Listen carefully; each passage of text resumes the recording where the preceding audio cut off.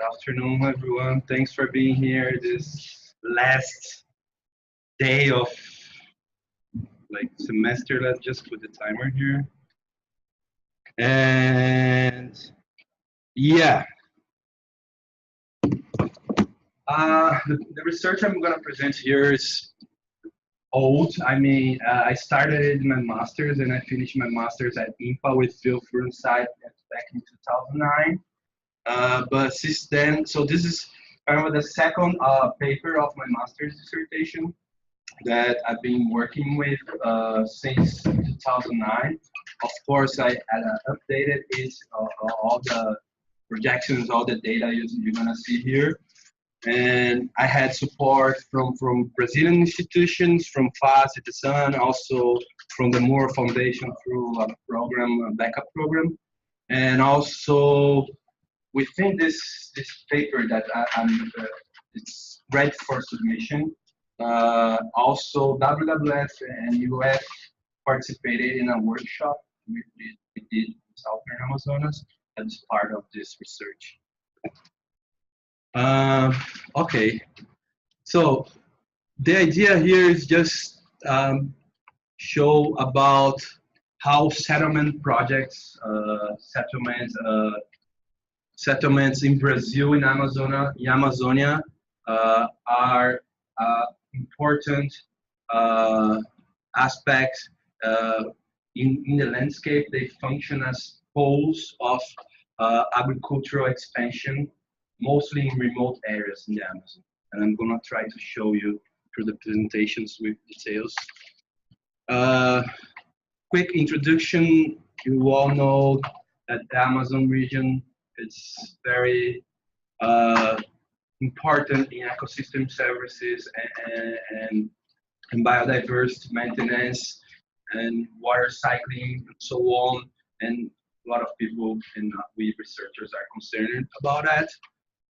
But also, this region has been faced increased demand for agricultural commodities. So you can say soybeans, cattle ranching, but also a lot of mining. You know all of that, right? So just pass it. And just to start, so I'm gonna become you familiarized with the Brazilian Amazon.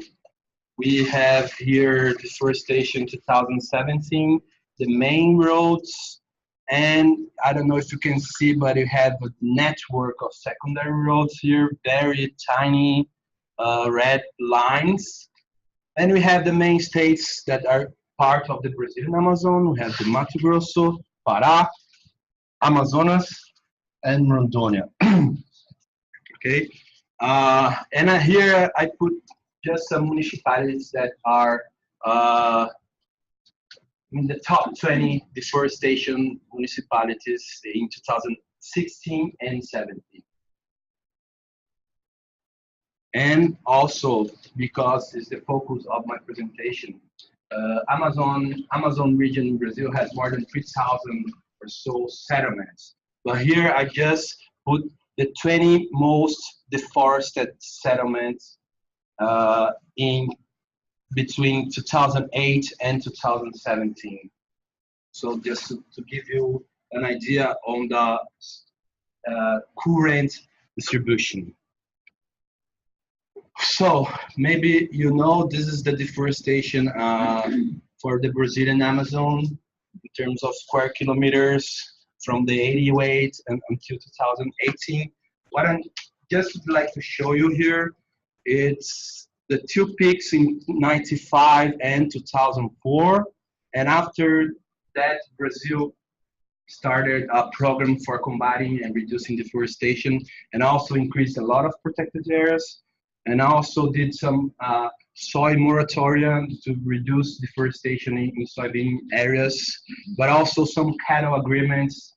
Of course, this was not only the reasons that deforestation went down. A lot of surveillance was associated to PPC done, but also some markets and economic factors and macro scale factors that affects that. But just to show that it went down by 80% up to 2012. When the forest code was approved, with a huge pressure of the agribusiness sector to relaxing it. And since then, deforestation as a whole in the Amazon has been increasing, right? So we here see that this is the level more or less of 2009. So it's around 8,000 square kilometers. So, and this is an increasing trend. We know the situation in Brazil now, the new president and all the measures they are doing for mostly, there is a lot of going on in terms of new infrastructure projects. So you see, dams and roads and railways, but also the ruralists, which is this coalition of politicians with agribusiness sector. They are having much more power in trying to relaxing a lot of environmental regulations in terms of environmental impact assessment, degazetting indigenous lands, and all that sorts of things. So this is just some cuts from the ruralists gain force. So they are also now pushing a lot of changes in the law, also for mining and other things. Of course, mostly focused on the agribusiness, but also they want to reduce the areas. That's the point. And of course, also they help in trying to do some land speculation issues. So trying to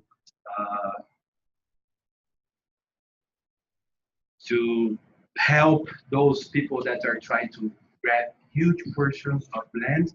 So by relaxing some legislations and doing some amendments. But that's not the focus. This is just an idea. And this is also just to show you the idea that we have in the Amazon, the arc of deforestation, right? Or like 80% of deforestation is in Brazil. But also we have this area here, we call Central Amazon Basin, where you have Southern Amazonas here, but also this part of Pará, where Santarém is. So this is the area where we have very least or small portion of deforestation, but it's an area that infrastructure is very densely planned here, mostly for soybean corridor here, so railways, waterways and roads parts, but also here in this part, which is close to the interoceanic highway that goes through Peru, but also that connects all this area to the other corridors of transportation of soybeans. So that's the idea. And when we see in terms of costs, this is a map showing the distance relative to São Paulo from the 70s and here in 1995. So just to give you a general idea, in the 70s we had like distance related like 8,000 kilometers from the Amazon region, let's say from Apuí here, from São Paulo, and in the 95 we had 4,000 kilometers relative distance. That's just to say that when you reduce distance in terms anything, you are reducing transportation costs. So that's why or where when agricultural activities becomes profitable. So this is right now for sure. These lines are not updated, so we have a list cost already to produce there. That's just to show that there is a kind of more opportunities to capture rents or land rents around this region because of the infrastructure transportation. Those lines are related. Just how it was measured, like density of road. Oh, it's like the distance of roads, and considering the quality of the roads too, the time that you have to travel from one point to another. Bob can They're contour lines, distance from Sao Paulo. Oh. I suppose based on GIS. how much it costs. It's a highway compared to an unpaved road. No, it's just to say that if you go to that point and to São Paulo, you're gonna take relatively 6,000 kilometers to get there. What is relative? Because they compare, like, if say a paved road takes you the actual amount, but maybe unpaved take you 5 times more. So based on travel time. So what I want to show in this paper study is try to demonstrate to you that the settlement projects, it's in, the role that settlement projects play in these remote areas in terms of deforestation and agriculture expansion. Also explore the political and economic factors related to the colonization of this area, right? And also present in their land use trajectories. And I'm gonna use the case of the Rio Juma settlement project that we were here before. And also I'll try to characterize the actors or the agents that are doing deforestation in these areas, in the case of the Juma. So it's just to elucidate a bit the processes that are going on in those remote areas in the Amazon and how they connect with the economic and social drivers that know a lot about the Amazon.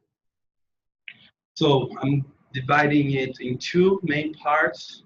One, I'm gonna just give a brief overview in terms of agrarian reform and deforestation in Amazonia. And then I'm gonna go through the Southern Amazonas case study, the Rio Juma settlement project, which is the most deforested settlement project in Brazil in the last 10 years. It's one of the biggest too. It's drawing a lot of attention actually, this particular area. And so I'm gonna do it by mapping deforestation, but also by some regression analysis using general predictive models and trying to analyze the different occupation periods or phases of colonization that happen in this region. And then at the end show the difference of actors working in that region in terms of size of area of land holdings. And there are some quick conclusions. Okay, so in Brazil we have land as a social function. So everybody has the right to have a piece of land in Brazil. And also we had a lot of unclaimed lands since Brazil was a colony. So everybody can go there and occupy a piece of land. If they demonstrate some agricultural activity or productivity, then they can claim that land title. So that's how it works since the 60s and also the Constitution. But so that's why public lands become private land. So by claiming the title for that upon the use. But of course, Brazil in the dictatorship period did a massive land reform and tried to colonize the Amazon. So and integrate so as not to surrender. That was the saying at that time.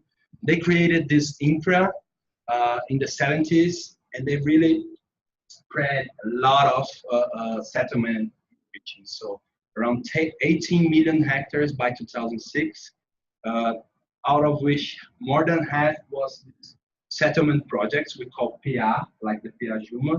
It was the conventional project, so you can do any type of agriculture activity. It had other types of projects, more sustainable, but they are recent in terms of those. So these projects are settlements where you have an individual farm lot assigned to each family. So this is 1A we get land. So you can inscribe in a program, in a government program, and be assigned a piece of land in a farm lot, which is around 100 hectares. The other way, if you are an enterprise or a big means, you can occupy up to 2,500 hectares of land and claim government for your land titling. Anyway, so by 2010 we had more than 607,000 that number of lots, but also more 3,100 squatters waiting for land to be assigned to them or claimed in terms of title. So the land titling process is very difficult in Brazil, mostly in the Amazon region. A lot of people that own or work in the land for 30 or so years don't have any document. That's normal. And also, of course, this plan for colonization came with a lot of associated infrastructure and services, but also very deficient. So can you imagine a big, vast region like that? So nothing works as planned, and not is felt as planned too. So it's a lot of gaps. And the idea is that who cannot bear that, they live the urban centers or other regions, and who can bear it, usually like buy the neighbors farm lot for a pig or something like that because they're living anyway. So and also it's hard to get there, so you don't have surveillance, you don't have the states as present as other regions are there deforestation. The thing is that all that changed also the productive patterns and also created some new municipalities, districts, and a higher inflow of money from the government from those remote areas because they created some boundaries in that. Okay, coming back to the settlements, these are the 19 or 20 settlements most deforested in the Amazon. And the settlements are responsible nowadays for 30% of deforestation in the Amazon. So they are a huge part. This is just the 20, right? But 30%, they increased over time because the large land holdings outside settlements reduced their deforestation rates. And the patterns of deforestation or the peaks are pretty much the same as in the entire Brazilian Amazon. And of course, the conventional projects are 80% of deforestation in the settlements. And when you see this map, we can see in terms the municipalities, but also the settlements here. We can divide them in kind of two types. One that are infrastructure related, where you have a lot of investments in infrastructure. Like here, like Novo Progresso, so we have the paving of the BR 163 here, or in this area also we have infrastructure going on, or here in Porto Velho. But also there are other regions or where these municipalities are just, I'll just show, yeah, the red dots are the municipalities of higher deforestation. They don't have anything.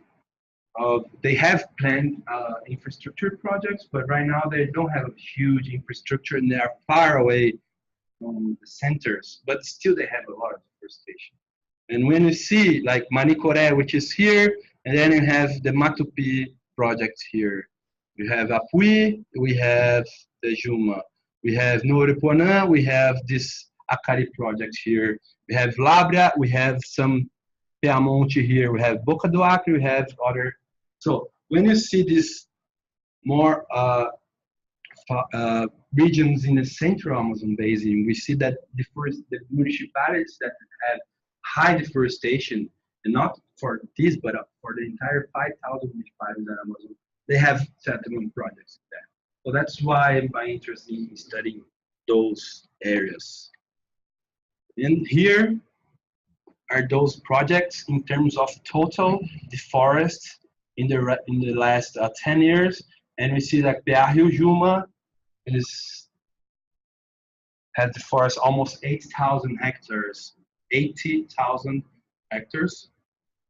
And the colors here are the size of each polygon of deforestation. So we see that the projects that deforest most, they have some part of it that are red, which means once they deforest like more than 100 hectares. So this is not small smallholder deforestation, right? And just to put it in a proportion way, here we have the proportion in terms of the polygon sizes of the most deforested projects. So we see that they vary like from 60 to, the important thing here is that we consider like smallholder deforestation less than 10 hectares per year, right? So if you deforest more than 10, you are not a smallholder because you're not relying on your own family or household work. Anyway, if you see the green that's 10 to 50 and up, so we see that this is not smallholder deforestation, which is the deforestation that's supposed to happen inside those.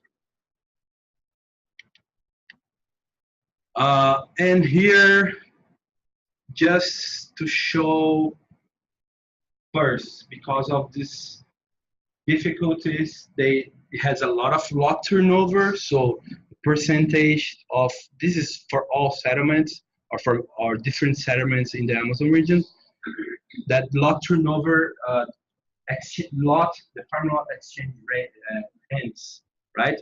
So we see in the case of Apuí, which is a Piauí Juma, it exchange rate like 77% of the time. But also in Acre, in Pará, there are some similar higher rates, but still like much like old settlements. And also in terms of land titling, right? So we have the dates here and the land titling percentage here.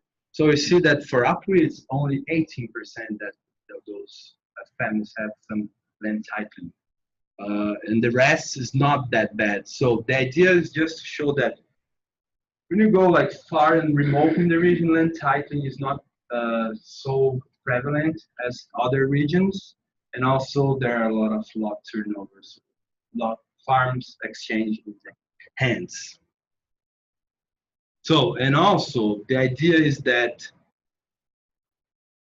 maybe people that are interested in landing, grab lands or land grabbing, also land acquisition, they can be within a settlement project, which is not supposed, they're not supposed to be there, and they are kind of get some covered in terms of surveillance, law enforcement, because they're in the middle of smallholders. They kind of get some disguise being there. And we have a lot of evidences that they're there anyway. So I'm gonna go down now into Apuí, which is this area bigger than Costa Rica. We have 60, 70% of protected areas of the territory, but we have the Trans-Amazon Highway passing up north. Here's the town, and here is the Rio Juma settlement project. Well, just to show in terms of people, but also the GDP from the agri sector is 65% of the municipality, and there's the second and third, second beef producer in the state, the third in terms of dairy, but also is the third in terms of forestation in the state. And if you're jumping here in the Piauí Juma, this is just one other sample that I have, but this is just showing you one of the lots of my sample.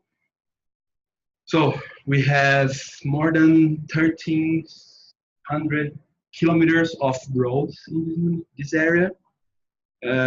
We have a port that connects to Manaus, which is one of the most biggest, the main consumer region for this area, and have the Trans-Amazon Highway, right?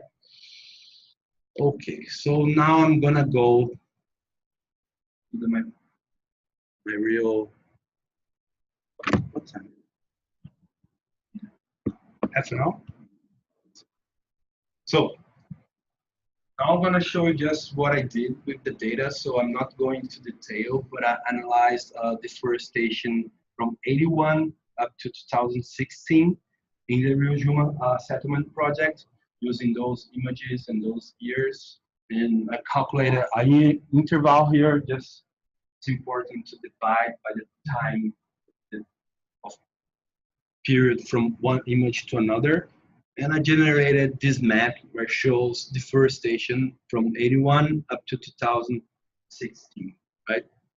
And we see closely that we see the blue lines go, blue no, sorry, the green ones more in the axis of the BR, the Trans-Amazon, but then we see the red ones more here. Here is just show an idea of how the settlement itself was colonized. And what I did was taking all farm lots with more than 2 hectares of deforestation and then analyze it when they were first deforested, and then I considered that they were part of a cohort of lots. Let's say in 85, I got all the lots that were deforested between 81 and 85, and I called them out. This is a cohort 85. So just to give you an idea of colonization, how it happened there. So, and also, so here is the years of the images, but I have grouped that into 5 cohorts, the 0 and up to cohort 4. And this is what I did in terms of deforestation monitoring and the farm lots.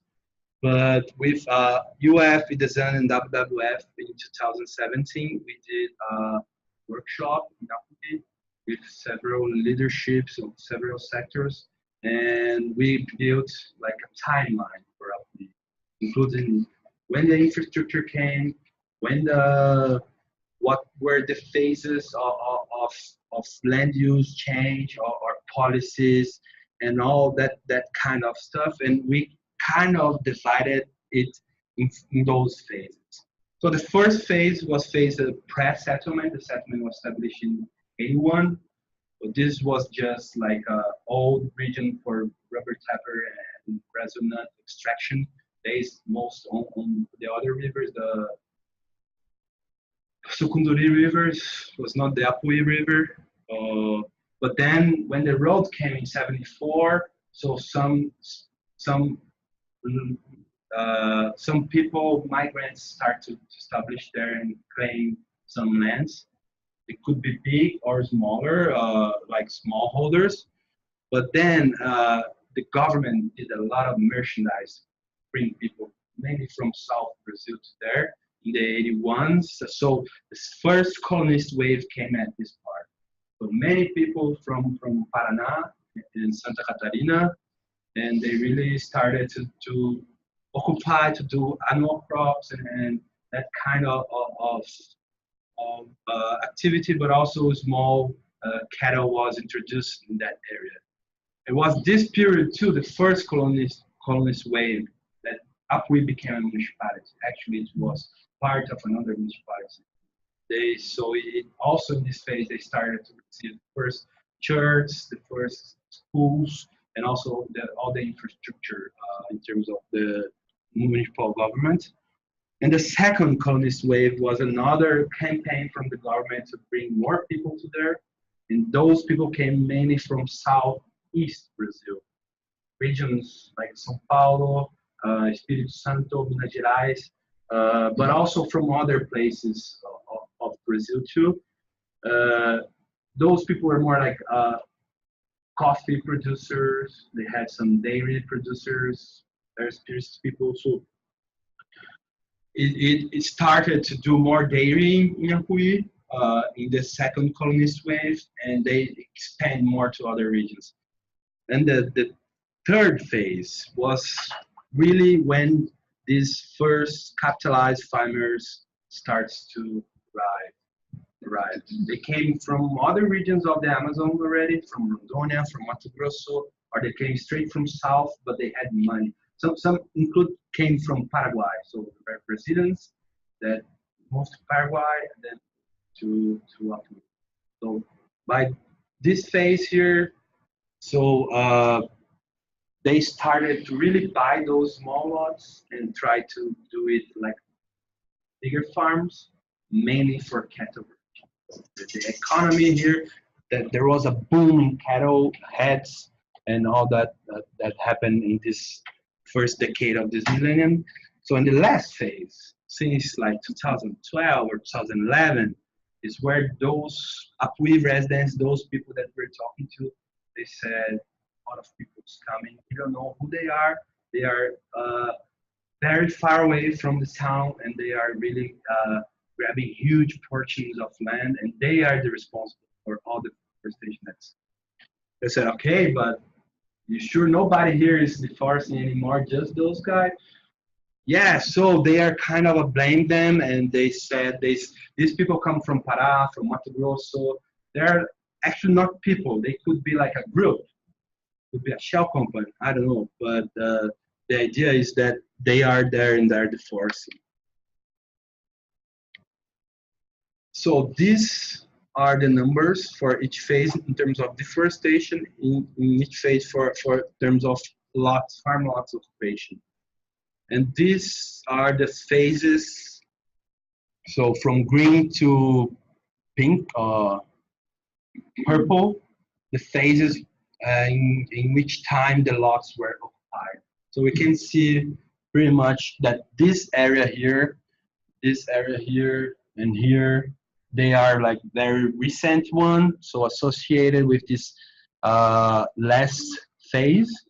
And also there are areas that the forest was completely intact, right? So, and a huge portions of deforestation happening there. So, sorry, it's too much.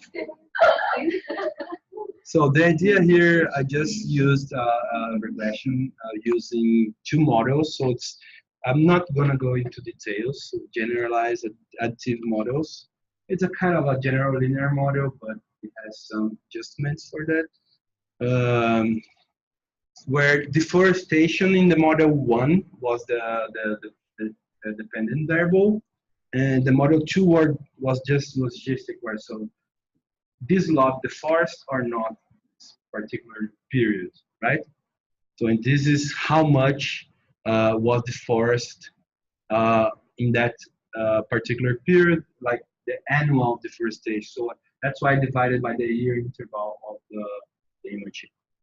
And the independent variables were just the geographical coordinates, correct? Some spatial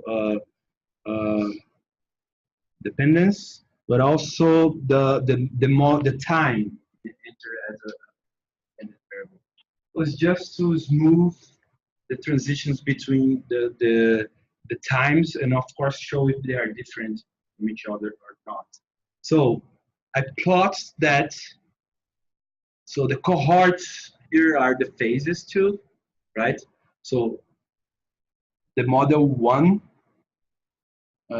from 85 to 2016, all lots, cohort 0, 1, 2, 3, 4.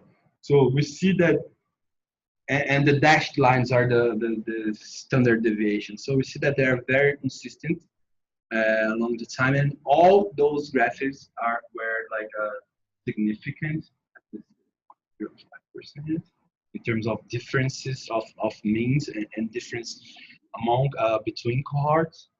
What I want, and here is the who or how many lots the forest in each period. So we see, of course, every cohort starts with 100 because at that particular period, every lot had deforestation. But then they start to fall down. But what I want to show you is that if you draw a line from all the graphs, but of course the first one which considers all the lots, we see that a very consistent pattern of period in terms of the amount of deforestation and in terms of who or the frequency of deforestation. So that's to say that we have several theories that work with the period of colonization, the foundational effect of the family. So the household settled now, they do this and that. But it shows here that the peaks coincide through every lot and to all the frequencies too. That shows that policy and economic effects were influencing it much more than what time or what period the lot was first organized on, right? This becomes more fused. Just kidding. So what I did is, what I did here, I put the Brazilian Amazon deforestation proportion or the line here. I divided the same periods. I got the produce rates. I divided. I grouped in the same periods here that I used my data was. So I overlaid the Juma, which is that bar there, and the Brazilian Amazon. So when you see here, we see first two things, that the peaks in the Amazon, the peaks in Juma were like later, so mostly one period later. So we have like here a time lag in terms of deforestation peak when you compare to the Amazon as a whole. I'm not going into too much information, but and the second thing is that we see that this last period here, the Juma deforestation went up much more than the Amazon. So this signals that something is going on here right now that is not completely related to the Amazon deforestation dynamics. So it's a more localized thing. It's a more specific thing that, although the Piajuma kind of follow the same pattern so far, from this point on, it changed. So I'm interested in see what's going on there. Yeah, we talked about this weakening forest code, but there is this process of CAR. We know that CAR is a Rural Environmental Registry. It is a registry that landowners or land occupants, land possessors have to do. It's mandatory. They had several campaigns there, but they kind of failed, and people had a lot of struggle trying to do the CAR and do all things right, but then it failed because some issues. I'm not going to detail, but the thing is, they kind of are frustrated. Okay, I'm not gonna do CAR. I'm not gonna follow more the environmental legislation. This doesn't work. Forest code is there. They pardon our past deforestation. Probably they will pardon our future deforestation too.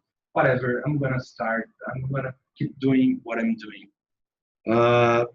And also, they don't have land title, most of them. So they are kind of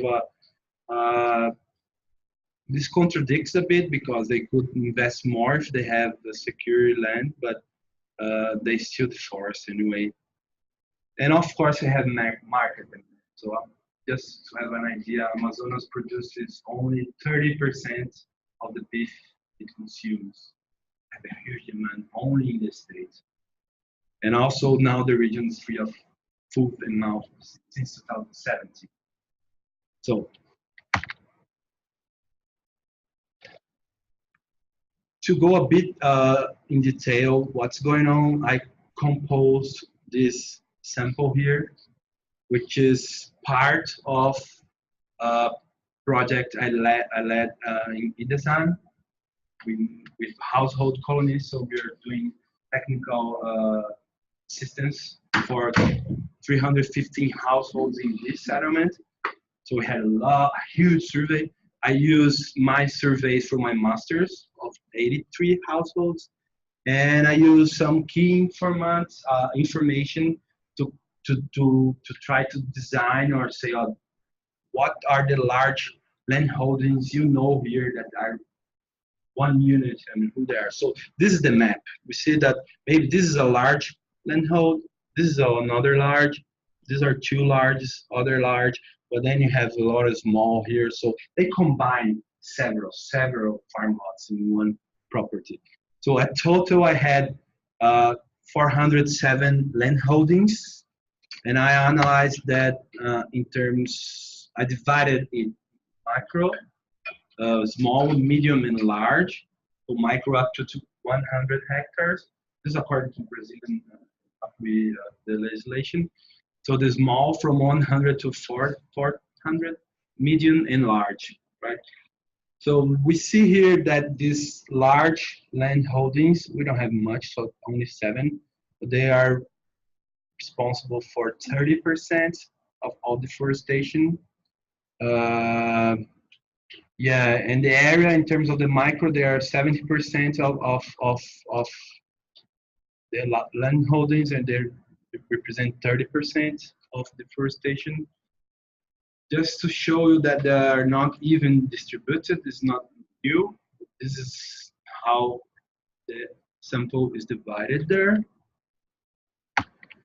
And here I put those in the same phases and checked their annual rates. So we see clearly here that all sizes of land holdings have increased deforestation, mean annual deforestation over time. But what we see is that the large landholdings, which were not that many in the beginning, of course, this is one of the thing that is in this data, because most of them are from here to there. But this, we had some large landholders in this sample too. They really are doing the bigger damage. Yeah, so what I'm gonna show is trying to, let's say, point fingers of who is doing what, right? So in this part, I'm just trying to put an idea, picture of what they are doing, each of the landholders. So the small and micro, they are most the colonists, the ones that had the rights to settle there. So they are mostly producing cattle right now, 80% of them. And 30% of them, more or less, only have some perennial and annual crops. The others just cattle. They depend on household labor, but sometimes they also do off-farm labor for other farms, but also sometimes they have some small jobs like a professor or something. And they pay for deforestation, and this is one counting that I did, how much costs for 1 hectare. So how many liters of oil, chainsaw, how many,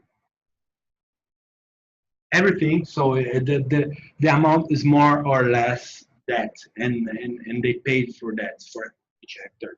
From the mediums, there are some more tribes, colonies, but also some late capitalized migrants. And mostly they do cattle for beef, and some of them also do logging. But they often have income from off-farm.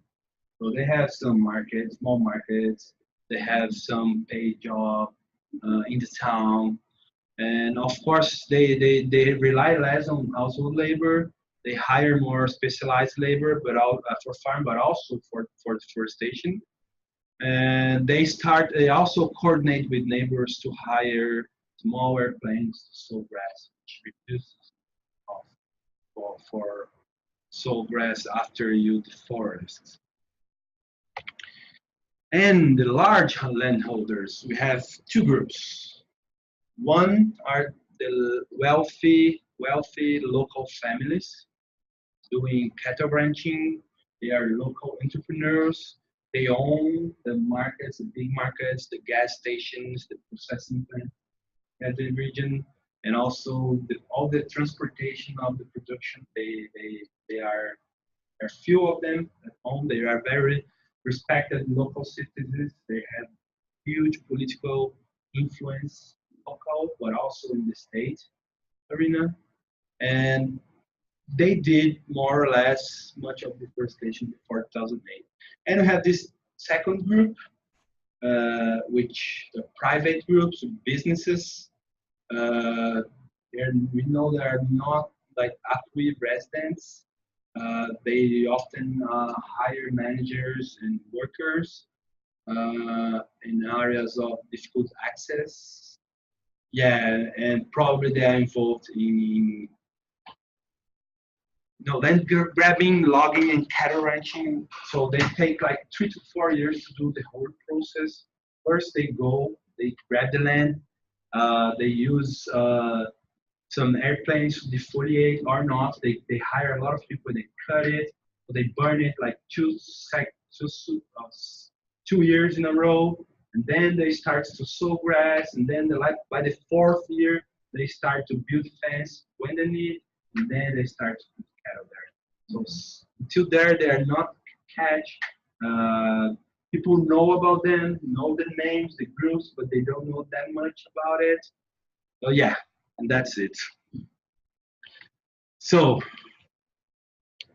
and we did like a back of the envelope calculations about the deforestation just for 2016, which in my analysis was 16,000 hectares. So just the deforestation activity contributed around $5 million in that year, which is more or less 46% of the GDP of that one. I think it's the market. Yeah, I think I'm gonna stop here. This is just the conclusions that I talked to you about, but just show you that the deforestation trajectory in that region is really based on political and economic shifts, the whole economy. But at the end, it was more, it was different than what happened in Amazon as a whole. And I tried to show you how the end size of it. Thank you very much.